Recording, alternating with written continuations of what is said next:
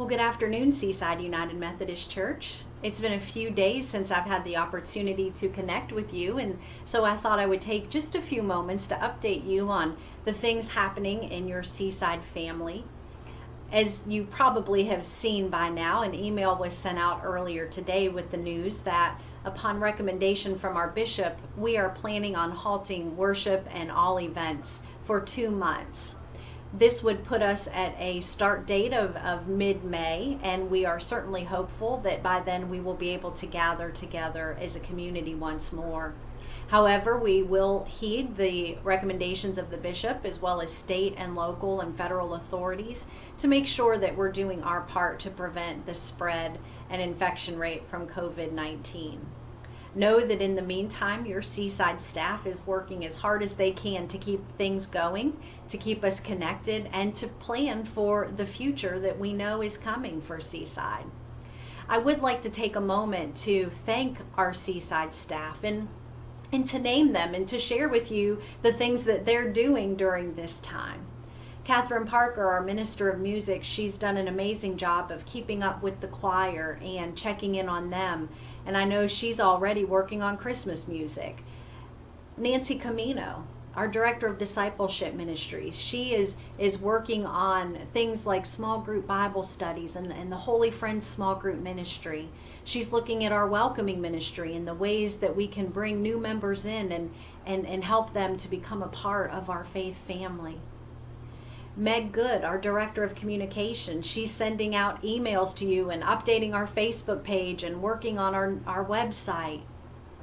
Kathleen Thompson, our Office Manager, the bills still have to be paid and vendors still need to be contacted, and she does all of that behind the scenes work for us and continues to do that. Rick Burge, our Facilities Manager, who is meeting still with contractors and inspectors, and this is actually a great time for us to get some things done in the church while the building is at a standstill. Things like having the carpets cleaned so that it can be ready. Sam Kiesler, who will clean and make sure the building is nice and clean for when we can all gather back together. Let's see, Cindy and Linda, our administrative assistants. Anytime we've needed anything done these past 2 weeks, both of them have just jumped at the chance.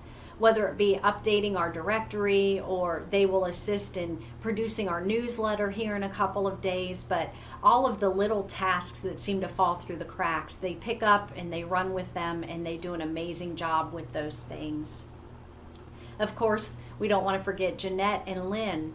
They do a lot of their work for us from home anyway. When you don't see them on Sundays, they're still working for us at home, doing things like selecting music and practicing their instruments, and they continue to do that. Tim Duclos, our Director of Worship Technology, who is helping us with tech support and with the knowledge and information on how we do some of these digital things to keep us connected. And Barb Duclos, our Stars Director. I'll speak about stars in just a moment here.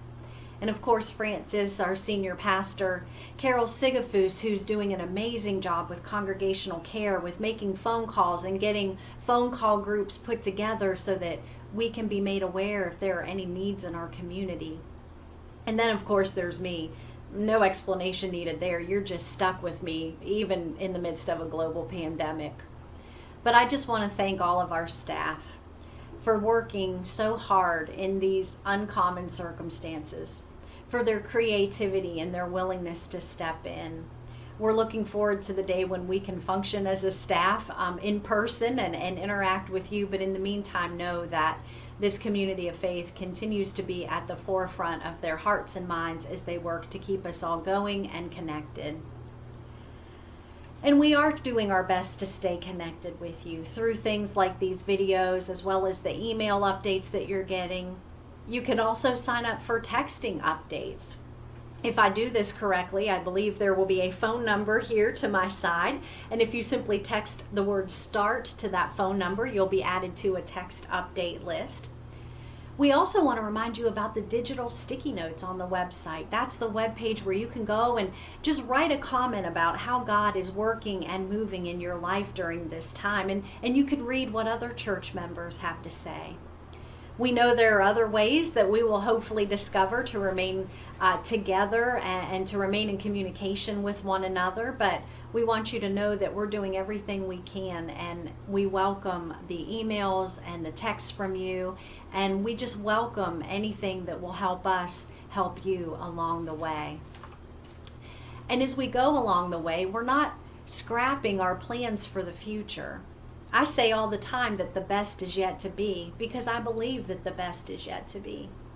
We have two important ministries in which Seaside engages with children each summer. I'm talking about Vacation Bible School and STARS. We are proceeding with our plans for these programs.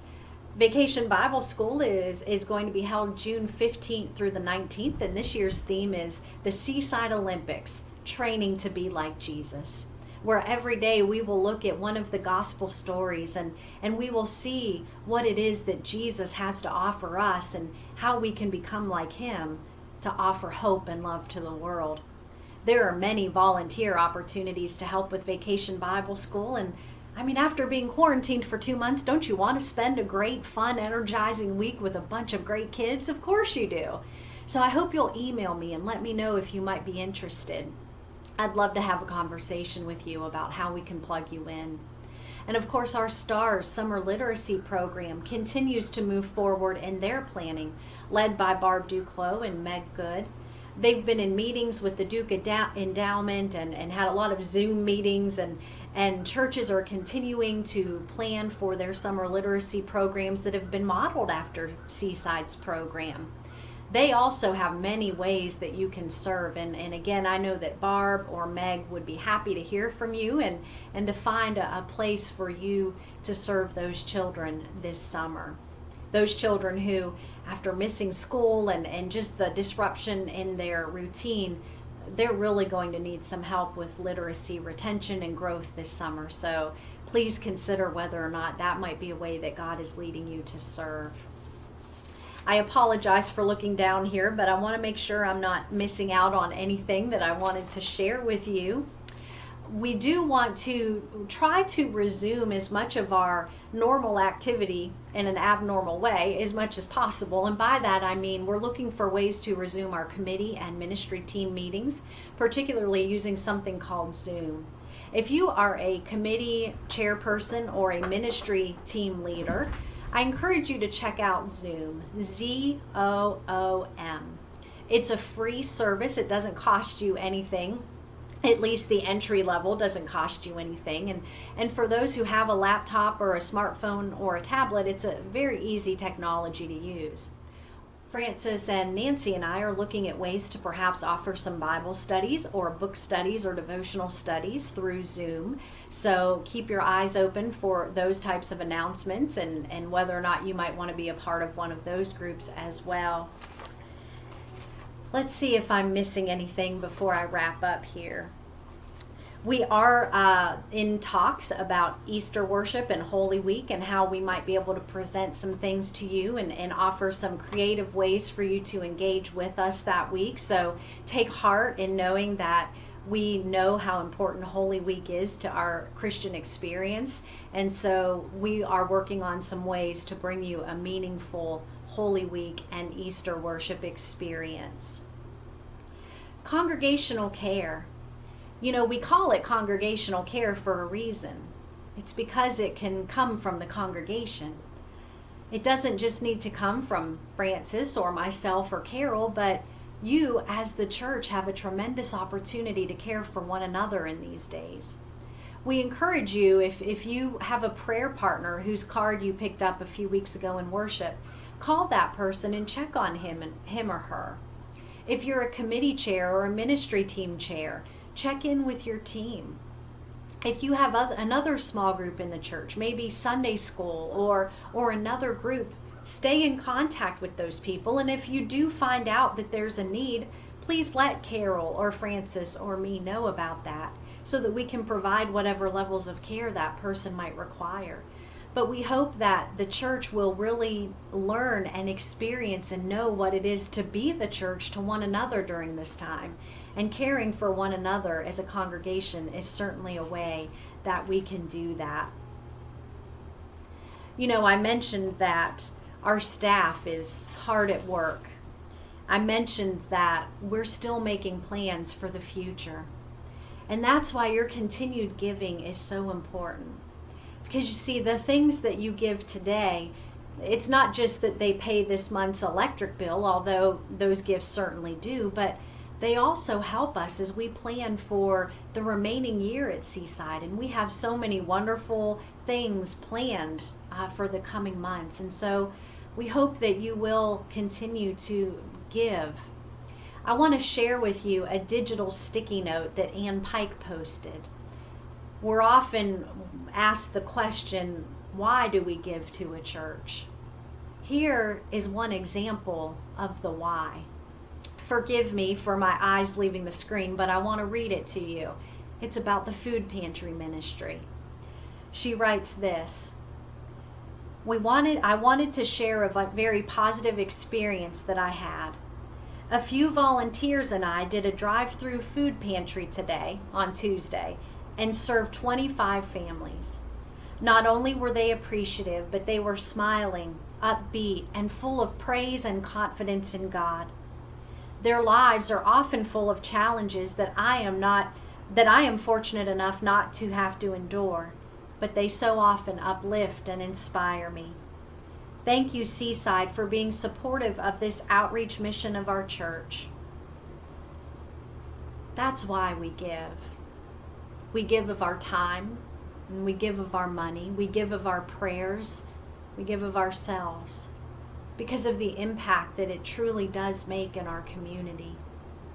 We are so thankful for every one of you, for the gifts that God has given you, the spiritual gifts, the financial gifts, the physical gifts you have to be able to serve. We're looking forward to continuing to connect with you and to hear back from you. How is it that God is moving you and working through you? How is it that we can continue to serve you? My friends, thank you for watching. Thank you for checking out all of our videos and reading the emails and staying in touch with us. Until we meet again, God bless.